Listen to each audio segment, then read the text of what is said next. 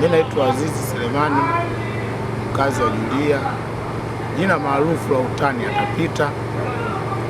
Nazungumzia kuhusu barabara jinsi inavyotengenezwa. Kwanza tunaona fursa nzuri inakuja, kama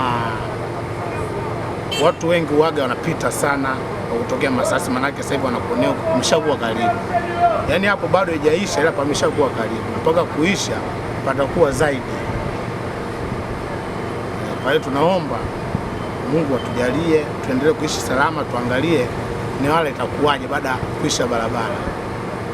Sawa, kabla ya huu ujenzi adha ilikuwaje? Kabla ya ujenzi tulikuwa tunapata shida sana, sababu kama vyombo vingi vilikuwa vipiti huku vinapita kule, manake bado huku kulikuwa kama shamba.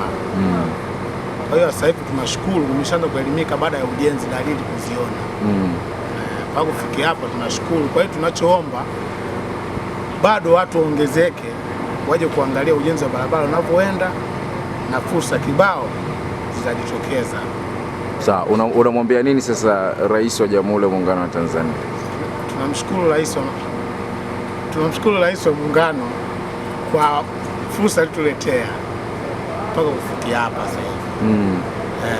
Sawa, kwa vijana unawaambiaje sasa? Hii ni kama fursa sasa, baada ya barabara kuweza kukamilika, naamini wilaya itaweza kufunguka.